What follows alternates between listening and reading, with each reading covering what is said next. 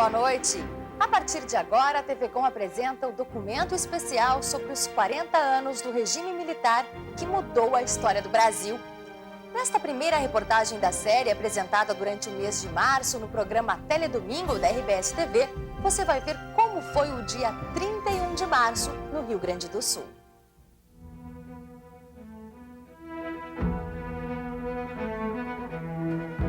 Terezinha é o retrato das moças em 64.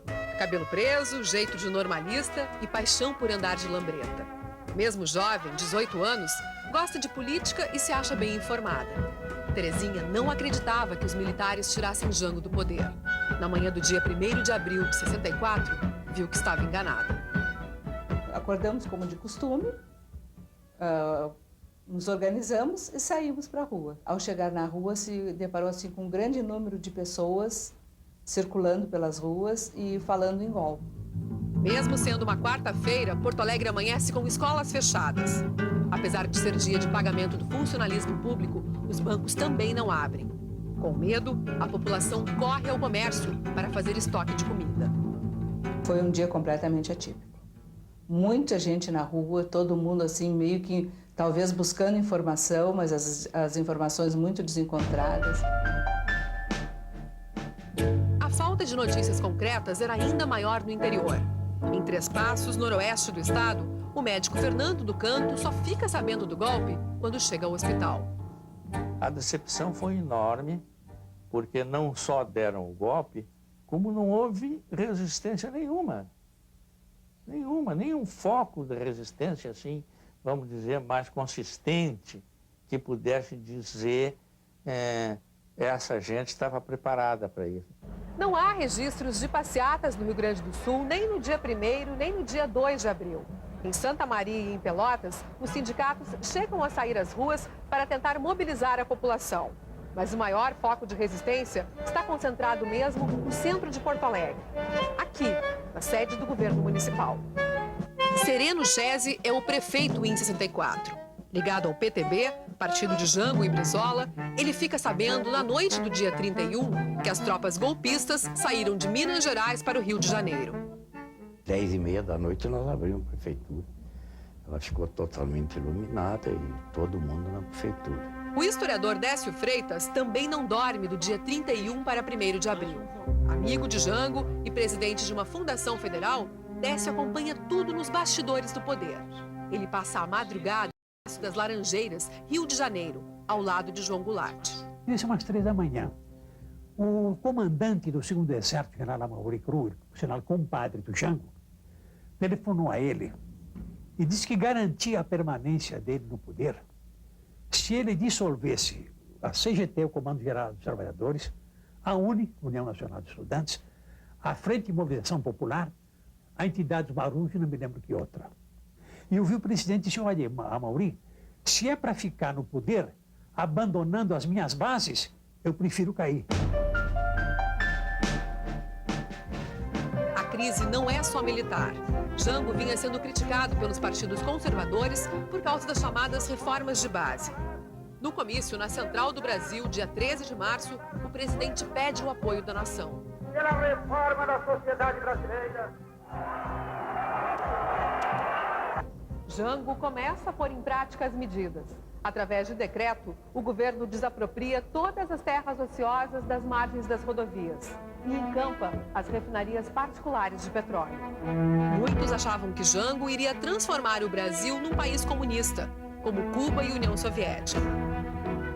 O meu avô, assim, ele não dizia abertamente, mas se sabia da posição dele, que ele era muito contra ele dizia o comunismo ateu, que iria dominar o mundo. Então, principalmente, aí acho que já ouvia que eram os militares e tudo, e ele era muito a favor da questão do militarismo. A sociedade está dividida. O exército também. Muitos militares apoiam Jango e querem a permanência dele no poder. Décio Freitas está presente quando o líder da rebelião dos marinheiros, almirante Cândido Aragão, propõe a ofensiva naquela manhã de 1º de abril de 64. E ele foi comunicar ao presidente João Goulart que havia cercado o Palácio Guanabara, do governador Carlos Lacerda, com seus fuzileiros, e que apenas esperava a autorização do presidente para abrir fogo.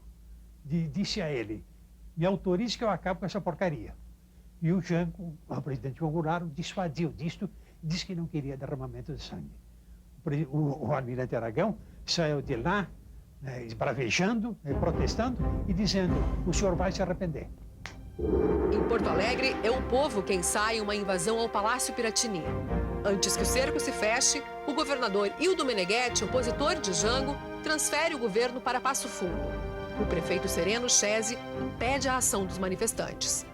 O regimento Bento Gonçalves, que defende o palácio, estava em cima do palácio, com metralhadoras acestadas, e iam dar a primeira rajada assim, de aviso no meio do calçamento ali. E que se o pessoal insistisse, iam atirar para valer. Quer dizer, 600 pessoas sem um canivete. Na madrugada do dia 2 de abril, Jango chega ao aeroporto Salgado Filho.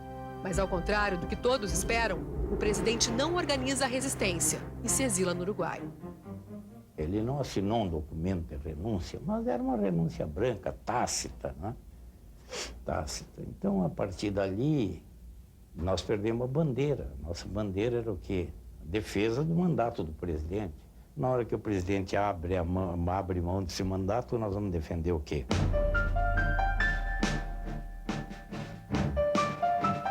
Começa então a ditadura. Em Santa Maria que eu já percebi toda aquela ebulição, né? Soldado na rua, fazendo a gente parar o carro, revistando o carro.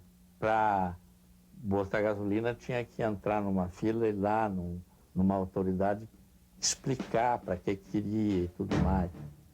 O Marechal Castelo Branco só toma posse no dia 11 de abril, mas as prisões iniciam antes. Nos primeiros 10 dias do golpe, 40 mandatos são cassados, incluindo o do próprio prefeito Sereno Chese. Quem é sindicalista e de esquerda passa a correr riscos. E eu tinha ido para aula. Um colega que morava perto da minha casa e passava pela minha casa para vir à aula, disse assim, nossa, passei agora na tua casa.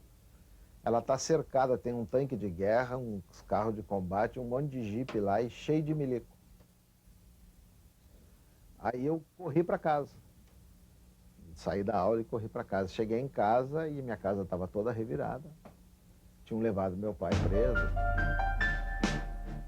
Nem que quisesse, Alfeu Monteiro poderia esquecer daquele ano. Não pelo que ele viu, mas pelo que deixou de viver. Alfeu tem 1 ano e meio em 64. O pai dele é reconhecido como um dos nomes mais importantes da aeronáutica no Rio Grande do Sul, o tenente-coronel Alfeu de Alcântara Monteiro. Até onde eu sei, e pelos documentos que eu li, ele era um cara muito dedicado para o seu trabalho. O histórico militar é repleto de elogios. Monteiro é um piloto de elite e por 2 vezes vai aos Estados Unidos trazer aviões de guerra para o governo brasileiro. Mas em 64, a situação fica difícil para o militar. Dentro da força da aeronáutica, ele passou a ser discriminado. Isso é dado, assim, pela grande maioria dos colegas. O tenente-coronel tinha participado do movimento da legalidade ao lado de Brizola e se dizia um defensor da Constituição. No dia 4 de abril de 64, ele é assassinado na sala do 5º Comando Aéreo de Canoas. Ele não era comunista, ele era anticomunista, mas ele era um cara que acreditava em democracia e era contra golpes. A própria aeronáutica comunica em nota oficial que Monteiro foi morto por um coronel mineiro.